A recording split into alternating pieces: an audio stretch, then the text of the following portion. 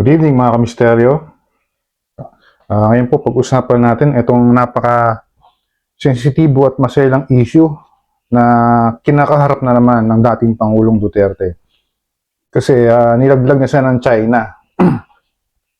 Nagsabi na ang China kasi na meron silang secret deal noong nakarang administrasyon si Duterte at saka ang China. Ano ba yung deal nila? Na hindi ire-repair ng Pilipinas ang BRP Sierra Madre. Na pababayaan na lang mabulok hanggang sa mawala yung BRP Sierra Madre. Yun ang deal nila. Na huwag magsusupply ng pang-repair o pagkumpuni dyan sa BRP Sierra Madre. Ang pinayagan lang ay pagkain, pag-supply ng pagkain sa mga sundalo. Hindi malinaw na talagang intention nila, kaya sila nang gugulo, dahil dyan, sa issue na yan, yung secret deal ni Duterte na mabubuking. Eto, nabuking na nga.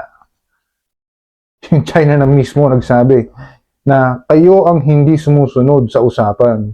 Kasi meron kaming kasunduan nung nakarang administrasyon Duterte. Kaso nga lang, si Duterte yung kausap nila, hindi naman si PBBM. Iba na ngayon. Yeah? Kaya sila nagkakaganyan, nanggugulo talaga. Araw-araw, walang tigil, di ba? Gusto nilang palitan si PBBM kaagad dahil meron silang kakaharapin na problema ng ganyan. So, ito po, basahin ko sa inyo yung ating source. Kailangan talaga may source ka, hindi nag-iimbento lang. DFA fumes as China makes public sensitive details including Duterte era deal.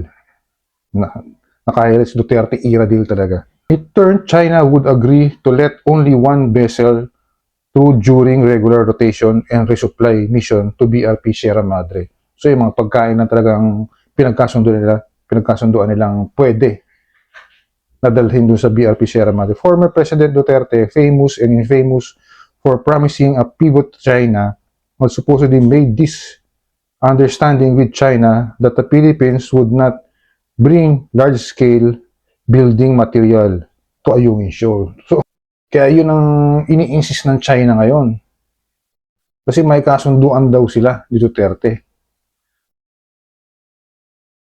In other words, said the anonymous Chinese official who spoke to the Manila Times, the Duterte administration promised Beijing that they would not be reinforcing the Sierra Madre.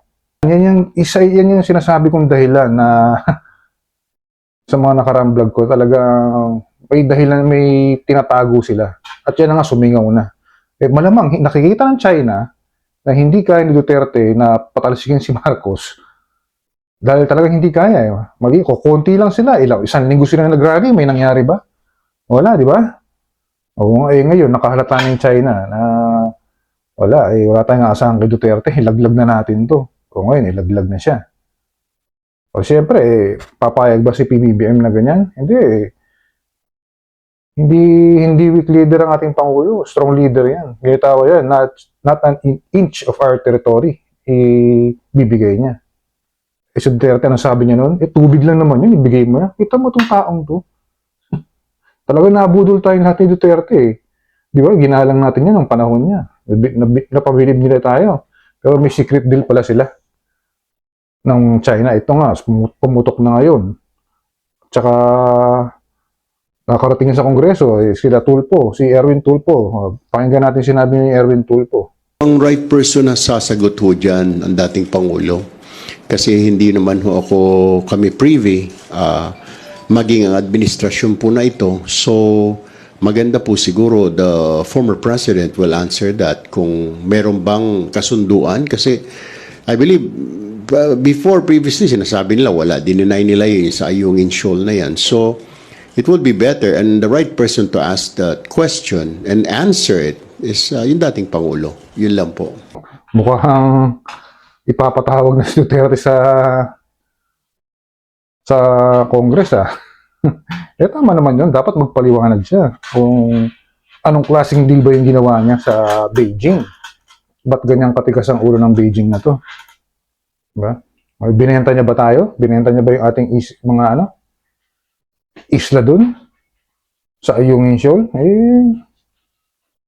Dapat sagutin niya yan. Karapatan nating malaman kung ano ba yung ginawa niya. Kung bakit ganyan ang China diyan sa Ayungin Shoal na yan. Para magkaalaman. Di ba? Wala, talagang minamalas kayo. Talagang hindi nyo kaya maiupo si Sara. Pero alam nyo, talagang plano nila yan. Dahil alam nilang nung una pa lang, kung talagang si Sara gusto mong tumakbo mag-presidente, tumakbo na yan. Pero nakita niyang hindi niya kaya si PBBM. Kaya yun, sumang-ayon na lang siya na maging VP.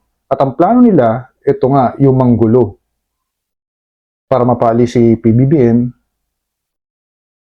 at pumalit si VP Sara. Yun ang plano talaga nila, nung unang-una pa lang.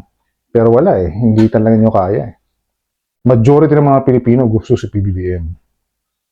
At nung ito naman si Sara, unti-unting bumabagsak yung rating. Sila lang nagpapataas kasi meron silang sariling survey. Diba yung babaeng mataba na sino ba yun? Dikia ba yun? Kasi kung tatakbo yung Sara presidente at that time, mahihirapan siya talaga.